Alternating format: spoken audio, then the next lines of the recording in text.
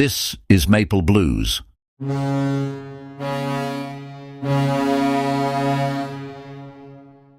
Welcome to the Maple Blues Podcast, the podcast where we talk about the NHL, the St. Louis Blues, the Toronto Maple Leafs, and other things hockey. I am Penguinote. And I'm Charlie ND. And it has been quite some time since we've done an episode. The playoffs have been well underway at this point. And we're going to talk about the playoffs, the finals matchup. But before we do that, I want to briefly talk about my team. So, over the offseason, some things have happened already. The Leafs have replaced Treliving with John Chayka, who definitely was not expected to be the front runner for the GM position. He's definitely had some controversies in the past, which I'm sure you all know about. And also, the Leafs have fired Craig Berube. And so currently that coaching position is vacant. Might not be vacant by the time this goes up, but who knows. And of course, the elephant in the room, the Toronto Maple Leafs got the first overall pick. So I remember where I was on the draft day. It was the same as any other day for me. I had just rolled out of bed, wasn't really doing all that much, sort of just lounging around the house, and I tuned into the NHL draft. And now remember, going into this, it was crucial for the Leafs to get at least a top 5 pick.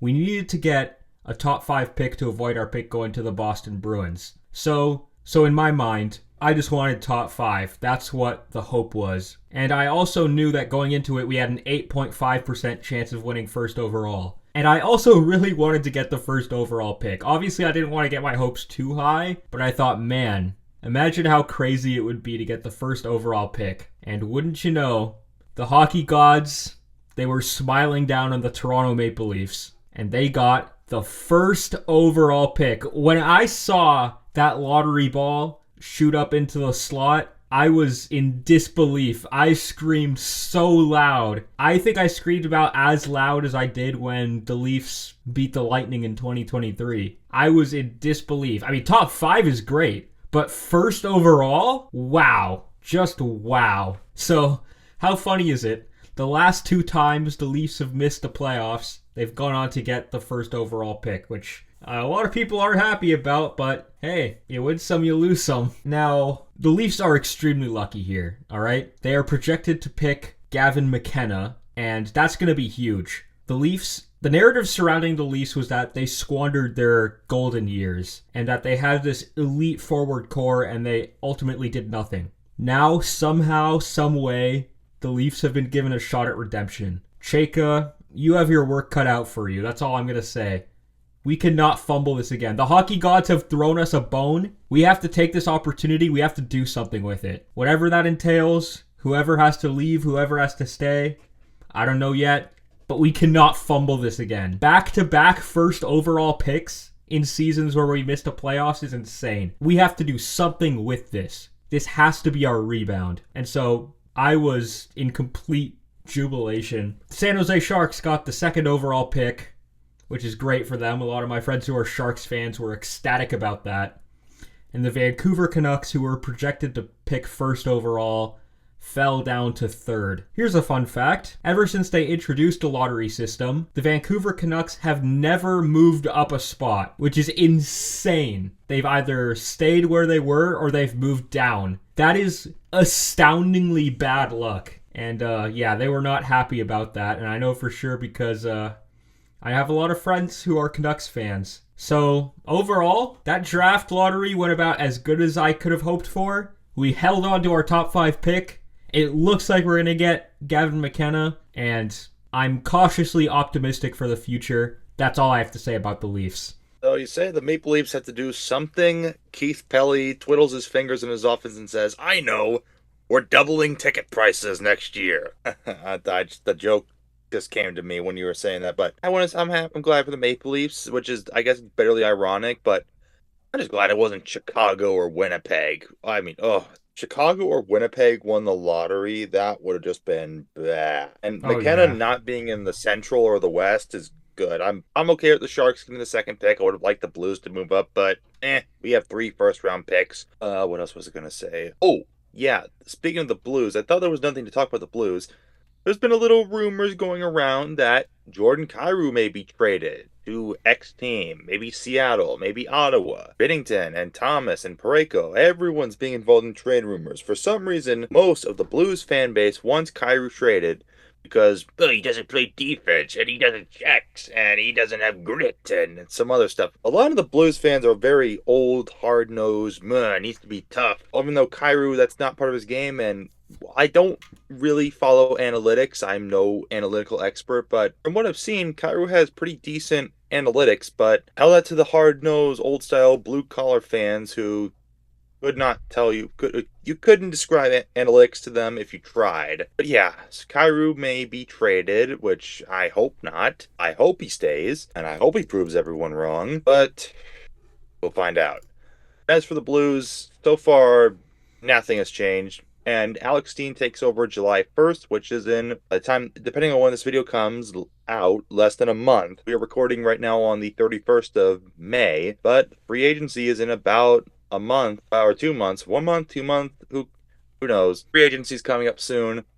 I think we may do something for that. Probably, definitely can't be July 1st. Maybe we could do something for free agency in like a few weeks, maybe in August, but it'll be interesting for free agency. The Blues, they've been kind of quiet, but the Blues do have something else interesting that we did talk about in a previous episode. We can talk about a bit later, but nothing really interesting about the Blues. Let's get on to the playoffs. Let's be real. That's what people watching really want to hear about.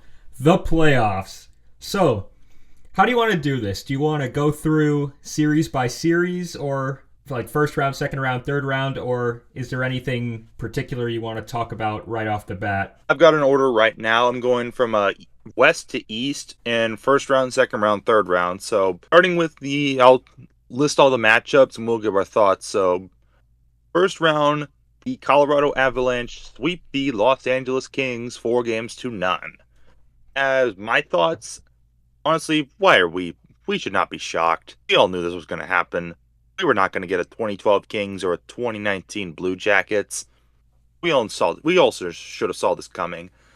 And I do not want, here's the thing. The Blues finished 2 points behind the Kings in the standings, and they had more regulation wins, but because the Kings had more points, and technically because the Kings swept the Blues in the season series, with all 3 games being in an overtime win, the Kings were in the playoffs and got the right to have the rear ends whipped by Colorado. So that's what the Blues could have done. They could have been the ones getting their rear ends whipped by Colorado, and they could have got that precious playoff campaign, social media merch, or whatever. But yeah, this was no series. Colorado was the dominant team, and there's so much that the Rams front office, the LA Rams, were wearing Avalanche jerseys, even though they're in LA. Some loyalty. What are your thoughts, Charlie? Well, about what you just said, I believe that's because Stan Kroenke, he owns both the LA Rams and the Colorado Avalanche. And he also owns Arsenal, who I watched lose in the UCL final, but hey, this isn't a football podcast. Anyways, the Kings really had no business being in the playoffs, like, let's be real. This season has completely radicalized me against the loser point. I do not think we should be handing out 1 point for losses anymore. I think that was a mistake to ever do that in the first place. I forget what season that started. I think it was sometime in the 90s they started giving 1 point for overtime losses, but I think this has been a failed experiment. The LA Kings, I think, set a record this season for the most overtime losses, or tied for the most overtime losses. They should not have been in the playoffs. This was bound to happen. They didn't stand a chance against the Avs. Not really much else to say other than Anze Kopitar. I forgot. I was about to move on, but then I remembered, oh yeah, this was how Anze Kopitar's season went out. He spent 20 years with the LA Kings, and that's going to be his final season in the National Hockey League, which kind of a shame it ended in that fashion, but yeah. I was originally going to say Quinton Byfield, and I was like, wait a minute, that's not right. My brain just completely failed on me. But yeah, good luck in retirement, Anze Kopitar. All right, next series. The Minnesota Wild defeat the Dallas Stars in 6 games. Even though these are the 2 green teams in the NHL, I hate both of them. I was glad the Wild won a series for the first time since I was in second grade. I honestly was.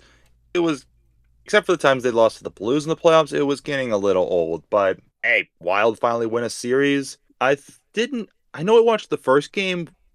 Seeing the first game, I've heard the Dallas Stars struggle in game ones and the Wild do well in game ones, but there was that part of me that thought, hey, this year's different. This Wild team looks very different. I don't remember if I watched the rest of the series. I know I watched game one, and I think something was just different. The Wild were just the better team, or maybe it was because the Stars had two different jerseys with two different logos. Hashtag identity crisis.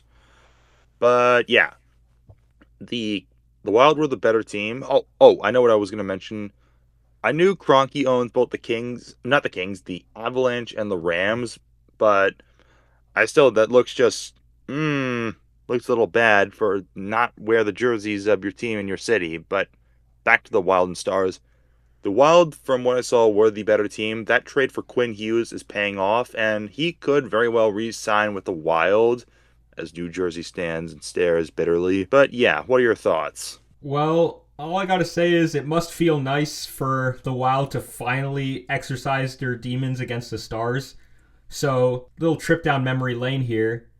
The Stars and Wild met in the first round in 2016, and the Stars won in 6. They met in the first round in 2023, and the Stars won in 6. And this year, finally, the Wild flipped the script on them, and they beat them in 6 games. So good for the Wild. This was the first time they've won a series since 2015.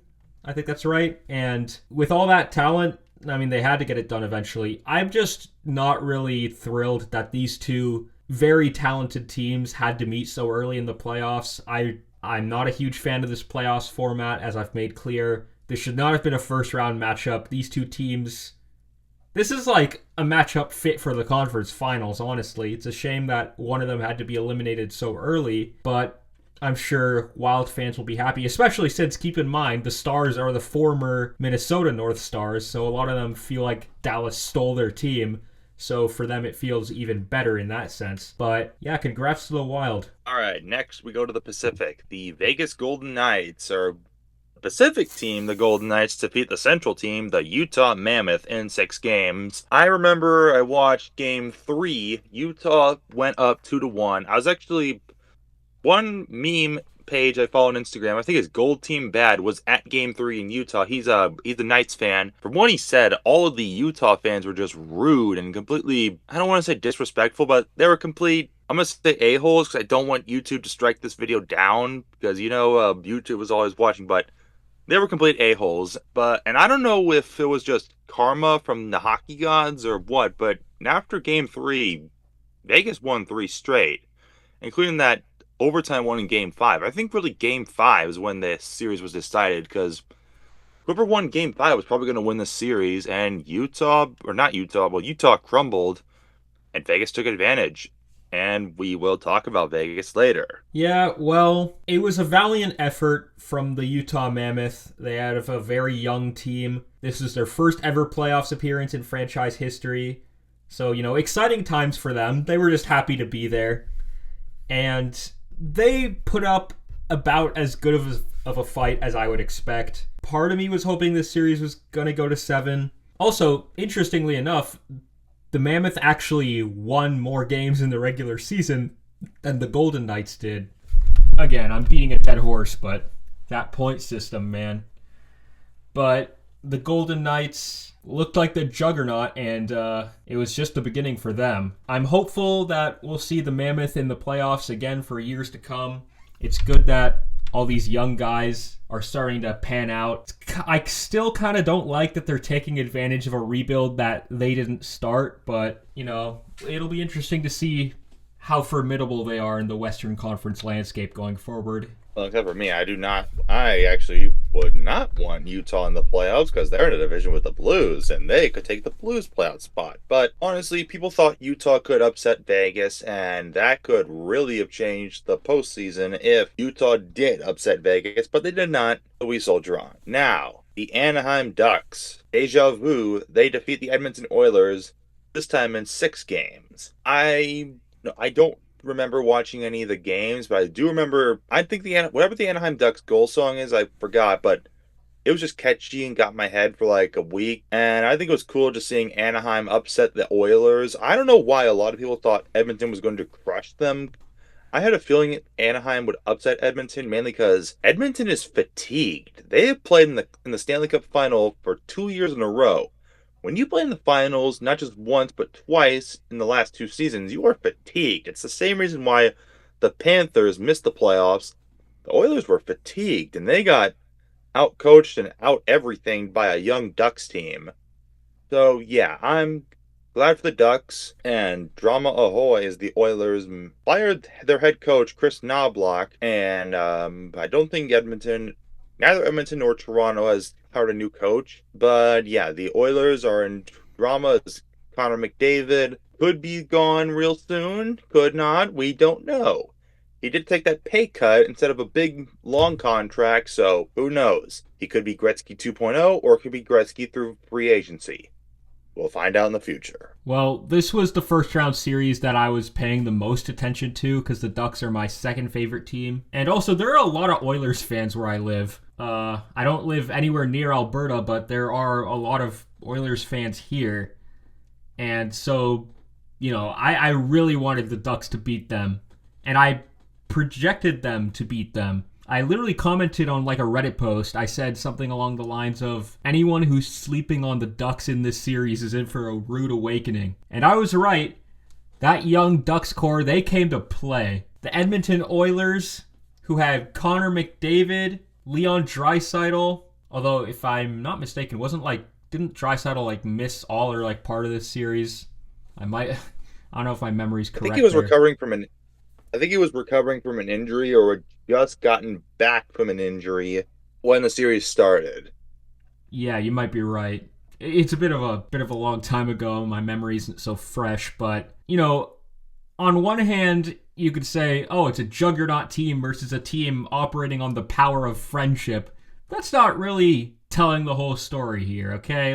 The Ducks were so much better than the Oilers physically. They really took advantage of those games on home ice. Games 3, 4, and 6. Especially game 6. The Ducks came to play. They were seeing red. And it was, so good to see. I was so sick of seeing the Oilers make deep playoffs runs. So to see this young, fun Ducks team take them down, that was amazing. And of course, the Canadian sports media treated it like a travesty when it happened. Which, go figure. They love glazing the Oilers, which is all the more reason I was happy to see them go down.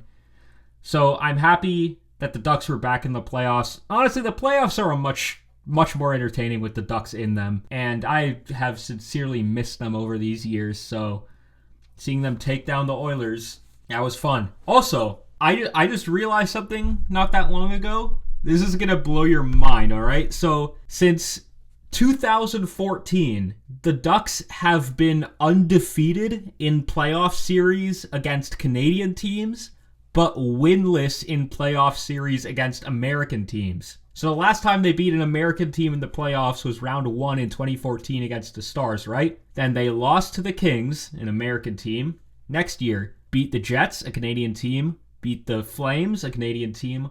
Lost to the Blackhawks, an American team. 2016, they lose to the Predators, an American team. 2017, they beat the Flames, a Canadian team. The Oilers, a Canadian team. Then lose to the Predators again, an American team. 2018, they get swept by the Sharks, an American team. Fast forward to now, they beat the Oilers, a Canadian team. And they lose to the Golden Knights, an American team. Which is just so crazy to me. And I wonder how long this is going to continue for, but kind of interesting. I guess it's funny since the Ducks did win a Stanley Cup against a Canadian team, the Senators. And since we're talking about the Ducks Oilers, I want to mention it now. Game 4, that was a goal. Oilers fans, do not even try to say, was it a goal? It was on the line. It doesn't count. We can't see it. It was in. It was in. If you know shapes, that was in. Don't even try to deny it. Yeah. And since I wasn't sure the media, yeah. And you mentioned the Canadian media, I think it had to be even worse since the Ducks were technically an inferior Southern team, so that had to sting even worse. Yeah. And that's it for the first round in the West. Now we go to the East. The Buffalo Sabres sliced the Bruins in 6 games. Good for Buffalo, not only to... I did say this Sabres team had a bit of the 2012 Blues in them, and I was right. They not only made the playoffs for the first time in a while and won their division, but they won a series. This was, I think, one of the series... the series I paid the most attention to, because I was kind of rooting for Buffalo at the beginning. I wish they would have won in 5 and they would have won in overtime, but they did not. But they got it done in Game 6. They avoid a potential 3-1 collapse. But Buffalo does show promise for the future. We will talk a little bit more about them in the second later in this. But Buffalo is the better team. Boston is getting older, and I am hoping that Boston misses the playoffs next year, but they don't really truly affect the standings in the West. But it's good to see Boston lose, and it's good to see Buffalo finally have something go their way for once. Yeah, I'm with you there. It was great to see the Sabres back in the playoffs, even though they're rivals with my team. That arena was rocking. Like, those fans were starved for playoffs hockey. You could just tell. Now that they actually have a good team, they were excited. And Sabres in 6, more or less what I was expecting. No big surprise there. The Bruins made it back to the playoffs after missing last year, only for it to not amount to much. It'll be interesting to see how their future pans out. And that's all I have to say about that series. All right, next up. The Montreal Canadiens outlast the Tampa Bay Lightning in 7 games. What the series was mainly decided was, it was back and forth. The Canadiens won the odd number games, and the Lightning won the even number games. And good for the Canadiens, this is a 7-game series. The Canadiens were heavily outmatched, yet they were a bit younger. I think that was the deciding factor. They were young, and Jakub Dobeš, who he honestly stole Game 7. I think if I'm not mistaken, Montreal had 9 or 12 shots in Game 7, yet they somehow won 2-1, which is amazing. And that's got to be bitter for Tampa Bay, who has lost in the first round 4 straight years. Since their 3 straight finals appearances, they have been eliminated in the first round 4 years in a row. And people keep saying their window is starting to close, which I kind of see, I kind of don't. I want to say the Lightning still have several years of contention left, but they're getting older also. They could potentially, I'm going to say it, I would not be surprised if they not only dip in the standings next year, but are potentially not in the playoffs. I'm going to say it now. This could probably blow up in my face. You'll probably clip it, and we'll play it back next year as the Lightning go to the conference finals. But I'm going to say it, the Lightning are starting to get older, and they could potentially miss the playoffs. What do you think, Charlie? Honestly, people have been saying the Lightning's window has been closing for 7 years now. And they've won 2 Stanley Cups in that time frame. Not all of their core is super old. They have some guys who are in the middle of their careers, roughly. Every year, people say the Lightning are finally going to flame out. And every year, they get proven wrong. I think the Lightning still have some gas in the tank. I still think they're going to be competitive, but I don't think they're going to be contending for a cup. As far as this series goes, honestly, you could have flipped a coin. These two teams, I thought they were pretty evenly matched going into it. I picked the Habs in 7, and I'm feeling very good about that prediction. But I will just say, the Habs had no business winning this series. Absolutely no business. That Game 7, dude. The Habs didn't deserve to win Game 7, but Dobeš did. If there's anyone on the Habs who deserved it, it was him. He single-handedly carried the team on his back, and the Lightning had just about no answer for them. So, gotta say, feels nice seeing the Lightning lose 2-1 on home ice in a Game 7 because they did that to the Leafs a few years back. How disappointing it is when your team just sort of they didn't even choke or anything. It's they just kind of lost. They couldn't score. And that's got to be frustrating. And I know because I've experienced it at the hands of the Lightning. So, granted, I'm not exactly thrilled that the Habs won either, but I will say Dobeš played outstandingly. And it was a very fun series from beginning to end. I think that might have been the best first round series, in my opinion. All right, and finally to round out the first round, we are in the Metro. the Carolina Hurricanes of the Metropolitan Division to sweep the Ottawa Senators of the Atlantic. I remember Puck Empire, which is one of the most reliable feeds I see for hockey information, did predict the Senators would take down the Hurricanes in 6, which bad prediction, buddy. But yeah, Carolina was the better team throughout this entire series. In fact, they never trailed at all. It was either tied or the Hurricanes led. They never trailed. Very, very impressive work by Carolina. Not even impressive, outstanding. Ottawa, which had that incredible run, and nothing. They lay an egg. Ottawa probably should apologize for that sweep. Yeah, we saw very, very disciplined hockey from the Carolina Hurricanes in this series. That's not to say Ottawa was terrible. I'm sure we've all seen that one clip of like their power play being completely ineffective and them not even being able to enter the offensive zone. But I think that was like the low light of this entire series for them. Overall, they weren't bad.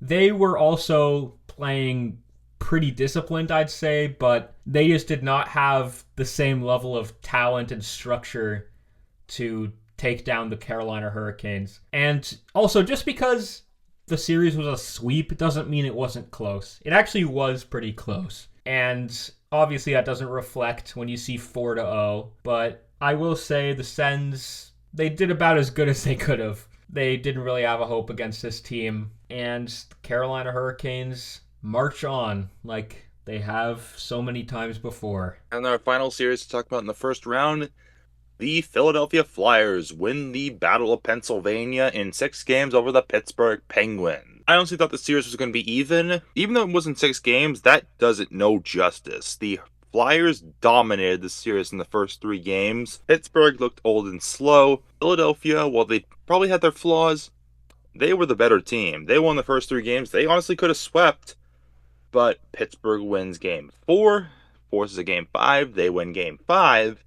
Game 6 is tied 0-0, goes to overtime. I was watching game 6. I was hoping, I wanted to see the Penguins force a game 7 because memes, and Cam York gets the overtime winner in a game 6. That, for Penguins fans, that had to be brutal. That, even though it was a game 6 and you were still trailing that series, that still had to be brutal. Playoff overtime is fun and exciting, but it can also be brutal, especially if that game ends your season. And wow, that was just ecstatic. Some very gutsy by the Flyers, and quite the celebration by Cam York, throwing a stick literally in the crowd. Well, I gotta be honest, I was sort of hoping for Caps versus Pens. I wanted to see Ovi and Sid go at it one last time. But hey, the Battle of Pennsylvania is fun too. I predicted the Penguins to win this series. I honestly didn't put much thought into this one, but the Flyers, who are yet another up-and-coming team, just like the Habs and the Sabres and the Ducks, they got it done against a very experienced Penguins team with Sidney Crosby and company. And man, that game 6, that must have been nerve-wracking for both fan bases. Because it's like, the Flyers, they're at risk of getting reverse swept. The Penguins, they could lose in their biggest rival's arena. I think the Flyers are the Penguins' biggest rival. Outside of like the Sid versus Ovi thing, I'm pretty sure the Flyers are their biggest rival. But anyways, yeah, I feel very bad for any Penguins fan that was at that game 6, because we all know how hostile and toxic Philly sports fans can be, and I guarantee they did not hear the end of it. That must have been a very, very not pleasant walk out of the arena. I wouldn't want to be them, but the Flyers marched on when very few people even predicted them to make the playoffs, so good for them. Now, on to the second round. The Colorado Avalanche stomped the Minnesota Wild in 5 games. Minnesota, welcome back to the second round. How about a giant anvil in the forms of the Colorado Avalanche? The Avalanche, like the previous round, were one step ahead of Minnesota. Minnesota even gets one pity Game 3 victory, and that's it. And as a parting gift, Minnesota blows a 3-0 lead in Game 5. That's definitely some bittersweet irony. You win your first playoff series in 11 years, and then in the second round, you face the worst possible opponent and lose in 5. And especially lose that Game 5 in overtime to Brett Kulak, of all people. Of all people, to score the game-winning goal. Brett Kulak, who apparently is I don't know if he's the whipping boy for the Avalanche or just not the most offensively minded person or player, but yeah, that had to be very bittersweet. I want to say the Wild have some hope for the future, but I don't know. Minnesota is success for Minnesota. That's never an option. Minnesota is known to choke in the playoffs. First, they got to re-sign Quinn Hughes. I assume they probably do it. If they don't, New Jersey will be breathing down their necks and want to get Jack Hughes. Not Jack Hughes, Quinn Hughes. They already have Jack Hughes. But yeah, Minnesota loses in 5. Colorado moves on. What do you think, Charlie? Well, it's more or less what I was expecting. I'm sure a lot of people, when they were initially filling out their brackets, maybe they had the President's Trophy curse coming into effect in the second round, but it didn't. The Wild just couldn't keep the Avs down. They really had no answer for those guys. They blew a 3-0 lead in Game 5, which just, ouch. Like, my brain was telling me the Avs are going to win this series, and I kind of wanted the Wild to advance, honestly. It would have been a nice surprise, would have made the playoffs more interesting, but nope, didn't happen. And the President's Trophy winners, they took down a very skilled Minnesota Wild team. You know, Quinn Hughes, Matt Boldy, all those guys. They're no slouches, I'll tell you that for sure, but just a shame it had to go down this way for the Wild.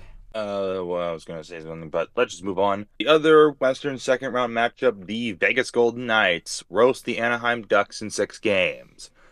I think everyone outside of Nevada was rooting for the Ducks. Maybe even some Oilers fans, but in the end, Vegas's experience and less fatigue than Edmonton is enough to overcome Anaheim. I was hoping, I think I said that already, that we hoped Anaheim would upset the Vegas, but it just didn't happen. Vegas was the better team. Vegas, we will talk about in a bit, but the Knights are a better team. They were just the better team. And Anaheim's young. Anaheim does have a lot of potential, a lot of promise in the future. If the Pacific is weak next year, I wouldn't be surprised if Anaheim is back in the playoffs and possibly has home ice advantage. But the Pacific has to be weak. Anaheim, they got their first taste in the playoffs. They won a round. The only way to go is up. The only way to go is up for the Anaheim Ducks. Yeah, pretty much experience wins in this scenario. I was kind of getting a little high on the Ducks after their first round win. I was like, screw it, I'm predicting them to beat the Knights. Which, okay, maybe I jumped the gun on that one. Realistically, they probably didn't stand much of a chance. And I'm going to expand more on the Knights a bit later, but you know, they put up somewhat of a fight, but the Golden Knights, eventually they stopped playing around. They put their foot on their throat, and the Ducks just didn't have an answer for them, and that is just brutal way for them to go out, especially on home ice like that. But we'll see. We'll see where this team goes in the coming years. Now on to the East. The Montreal Canadiens, once again, win in 7 games over the Buffalo Sabres. Honestly, one thing out of the gate when watching it, there was a lot of red in the stands. A very concerning amount of red. Mainly because Montreal is not too far from Buffalo and Montreal fans travel. But besides that, it was a close series. I was thinking Buffalo was going to have the edge since I just honestly thought Buffalo was going to the conference finals, or at least they were going deep, but they were not. Montreal got the breaks when they needed it. Jakob Dobeš came in. He stood tall. Even after Game 6, I thought when Buffalo had that dominant Game 6 that they were going to take Game 7, and even after they overcame a 2-0 deficit. Remember, in Game 7, Montreal was up 2-0 and then kind of turtled, and Buffalo came back to tie it and force overtime. I honestly thought Buffalo was going to win, but they did not. It was Alex Newhook, who I think he had fish and chips in the Stanley Cup when he won it in 2022, so I like him. I think he's cool for doing that, but he scores the overtime winner to send the Canadiens to the conference finals. Buffalo goes home. To all the Sabres fans, it may suck, but this was the best season you guys have had in a decade and a half. Maybe even more than that. So be proud. Buffalo has a lot of potential.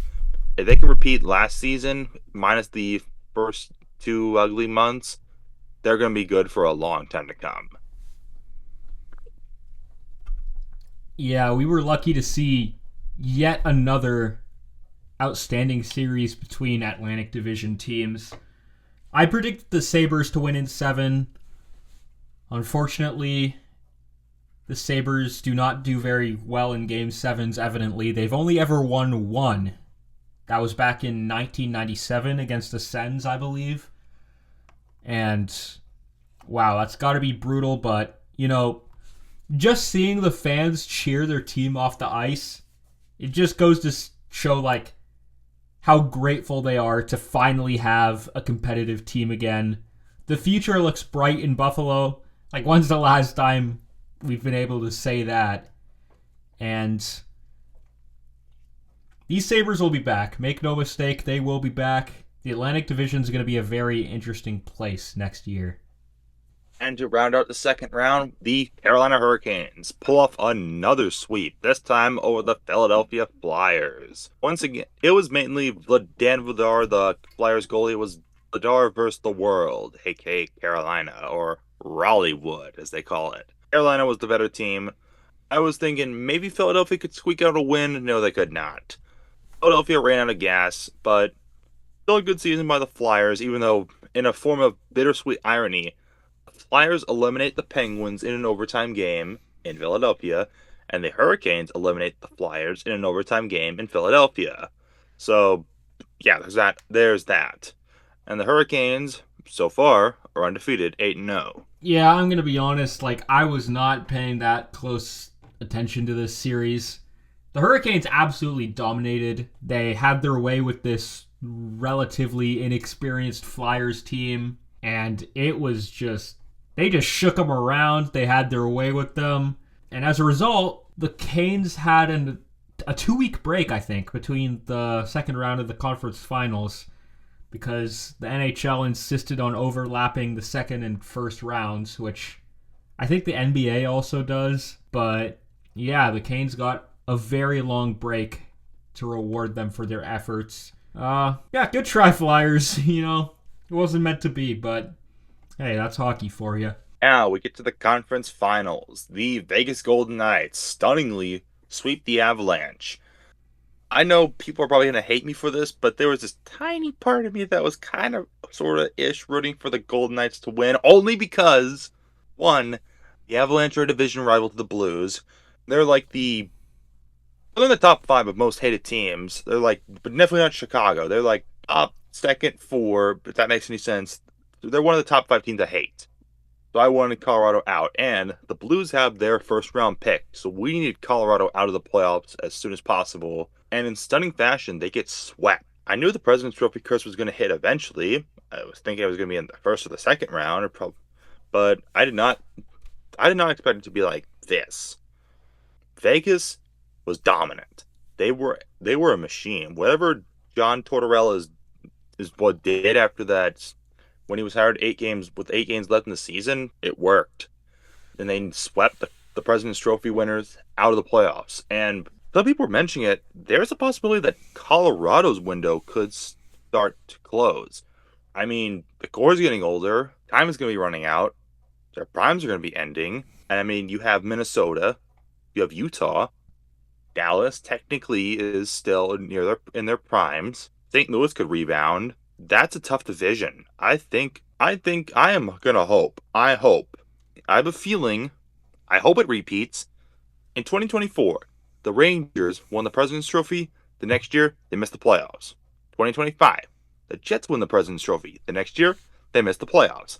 I hope and I pray that Colorado repeats that and misses the playoffs the year after winning the President's Trophy, because it would be so hilarious, and there'd be a better chance for the Blues to make the playoffs. But yeah, I honestly would not be surprised if Colorado also takes a dip in the standings, especially since I don't think they have much cap space. So, and also there were some rumors potentially that their head coach Jared Bednar could get fired because of some drama that happened between him and Cale Makar. But if there's anyone that prays for the Avalanche downfall, it's me, and I hope it happens. I want to give some credit to the Avs. They were dealing with injuries, and despite that, they kept this series close, okay? It wasn't like the Golden Knights steamrolled them or anything. Game 4 in particular was, very close, and it wasn't until, an empty netter sealed the deal for the Golden Knights. This was a goalie battle for the ages. It was fantastic, honestly. Am I a little sad this series didn't go longer?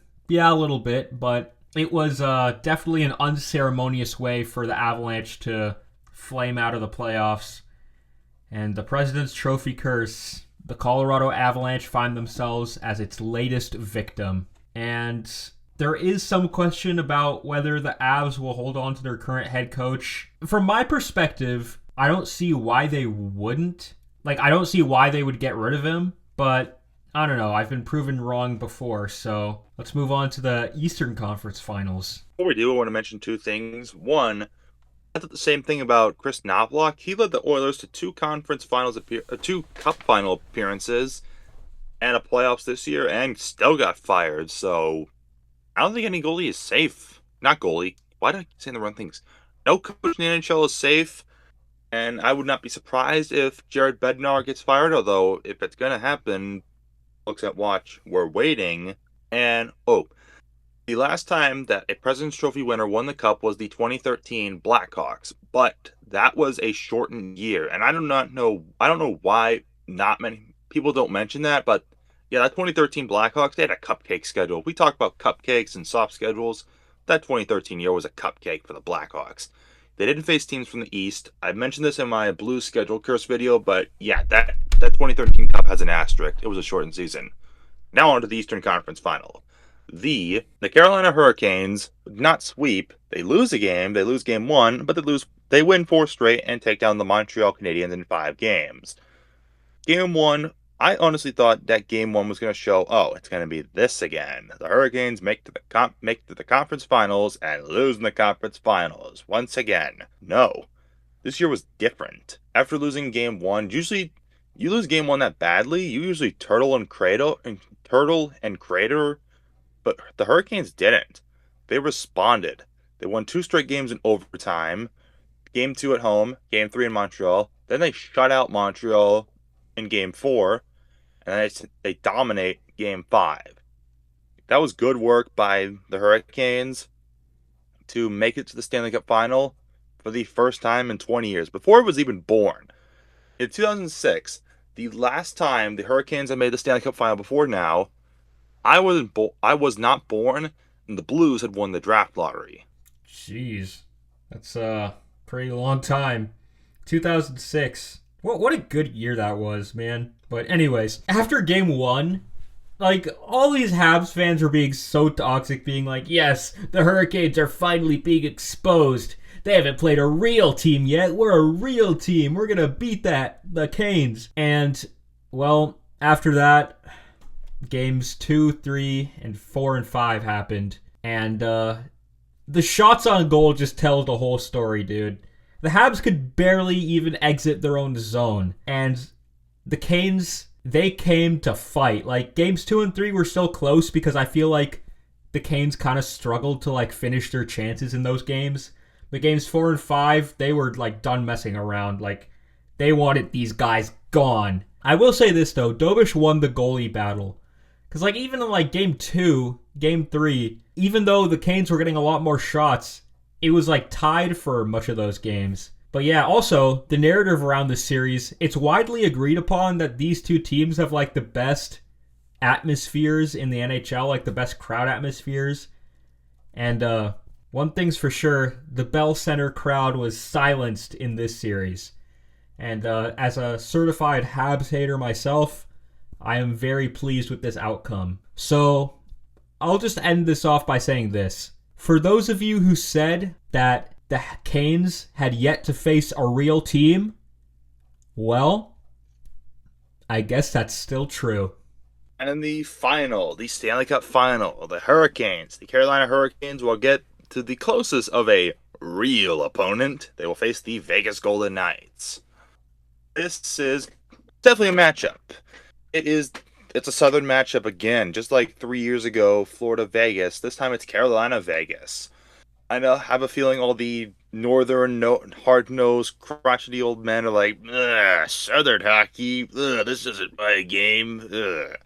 But I think everyone outside of Nevada is rooting for Carolina. I wouldn't be shocked if Anyone who is not in Nevada and is not a Golden Knights fan that is rooting for the Golden Knights, I would like to know why.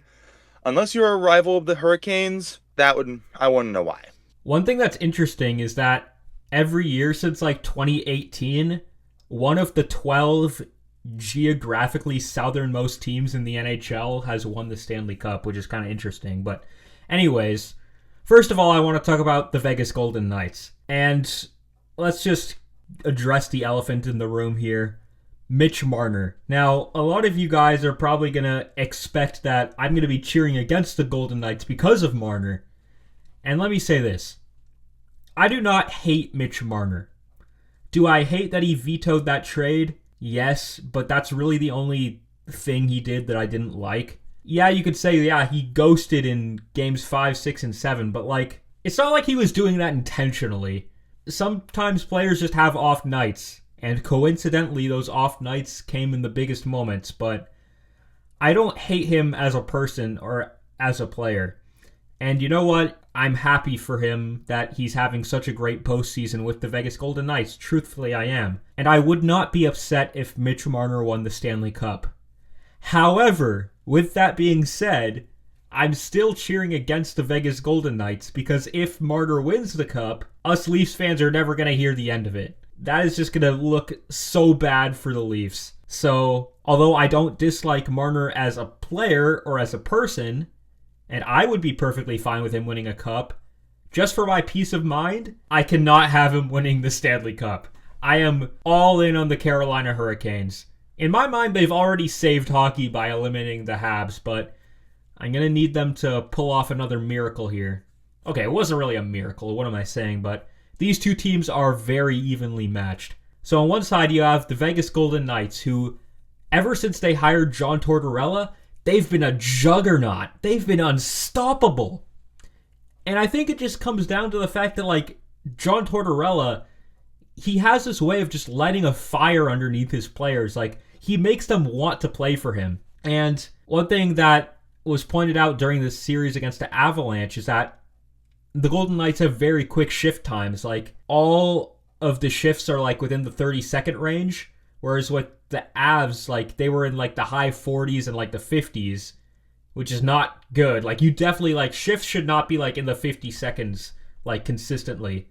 The Golden Knights, with their quick turnarounds, they're able to sustain pressure. Aiden Hill has been... or Carter Hart, that's who I meant to say. I was thinking of Aiden Hill, but I meant to say Carter Hart. I'm sorry, my brain isn't like not at running at full capacity right now. But Carter Hart's been great. And also, I mean, Aiden Hill's a great goaltender too, but like Carter Hart has been phenomenal. And then on the other side of things, you have the Carolina Hurricanes. They are such a disciplined team. A lot of people say that they are a boring team to watch. I don't think that's true. I don't think you are truly a fan of hockey if you don't like the way the Carolina Hurricanes play. They're very good on the forecheck. They're very good at forcing turnovers. They don't allow the other team to have space. And then you also have Freddie between the pipes. And I love Frederik Andersen, former Leaf. He's been solid all playoffs. And so you find yourself with two teams that are very evenly matched. And I think this is going to be a Stanley Cup final for the ages. I'm very excited for this one. This is going to be a great matchup, and I hope it goes to 7, truthfully. But ultimately, I hope the Canes win their second cup. So, what do you think about this matchup? Yeah, it's all Hurricanes. I'm rooting for the Hurricanes to win. I think the Hurricanes will win. I think it's going to be a lot closer than people think. Some people think Carolina's going to sweep it. I don't think so. I think Vegas will make it close. I think Carolina will have the edge. So, yeah. Is there anything else you want to talk about? Yes. I want to bring up the Golden Knights again. I want to ask you this. A lot of people now are saying that the Vegas Golden Knights are becoming like the NHL's villain. Like, they're at Chiefs status or like Dodgers status. Would you agree with that? Do you think they are like the villain of the NHL? Oh, yes, absolutely. Vegas is ruthless with their transactions. Remember, they fired Bruce Cassidy with 8 games left in the season. Only a few years removed from that Cup win, but it has rewarded them. They took the risk of bringing in Mitch Marner. It's paid off.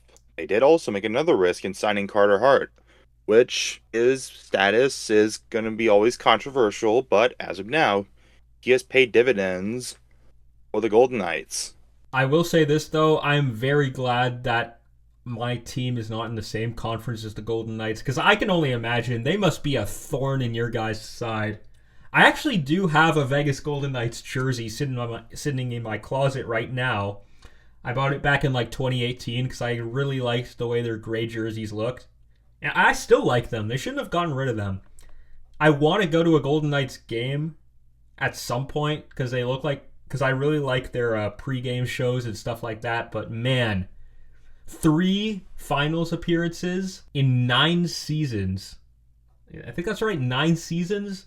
Like, wow. I will say this though. Of all the reasons to hate the Golden Knights, one reason I don't think is warranted is the excuse of they were gifted a good team. I think that's a very lame excuse. The Golden Knights had to face the same expansion draft rules as like the Kraken. And also, before the 17-18 season even started, people were saying they weren't even going to make the playoffs. So people were saying they were like a band of misfits that weren't going to do anything. And now suddenly the narrative has shifted to they were gifted a good team. And like, I'm not saying you shouldn't hate the Golden Knights. Like, if you want to hate them, go ahead. I just think that anyone who says that they were just gifted a good team, that's just a lame excuse. But yeah, I'm just very grateful my team is not rivals with them. First, I actually disagree with the gray versus gold jersey. I prefer the gold jersey, not the gray. I hated the grays. And because they're the Golden Knights, not the Gray Knights. And funny enough, the Golden Knights won the Cup in gold, not gray. But yeah, I do agree with you saying the Golden Knights are the NHL's villains. I totally agree with Vegas was not gifted a team. I did not know that idiot GMs signing their old players to no movement clauses and no trade clauses counts as Vegas being gifted success. Spoiler alert. It's not. Vegas took advantage of the idiocy of all GMs in the NHL, and they were rewarded with it. They're bold, they're brash, but it gets results. Whether we like it or not, Vegas, barring any big collapse, they're going to be here to stay for a while. And yeah, they're a prick. Well, I guess that just about wraps it up on this episode. Hurricanes versus Golden Knights. I actually did predict the Canes to go to the finals. I was hoping Ducks versus Hurricanes. This is a pretty good matchup too. So we'll definitely be checking in after this series is over and during the off season. There is some very good hockey ahead. I'll definitely be tuning in. Like I said, I hope it goes to 7. This has definitely been, overall, it's been a good playoffs. There's been a lot of fresh new faces that have really shaken things up. Things definitely didn't go the way a lot of us thought they'd go. I didn't predict Flyers over Penguins. I didn't predict Wild over Stars. I didn't predict Habs over Sabres. But we've got ourselves another great playoffs almost in the books here. So I think that'll just about wrap it up on this episode. All right, then. With that being said, that concludes another episode, and if you hopefully you enjoyed, and we will continue to make more episodes, and be sure to check out our channels, because I've made some pretty good content recently, and so has Charlie. He did experiment talking about baseball while riding his bike, and you should check them all out. We will see you guys in the next episode.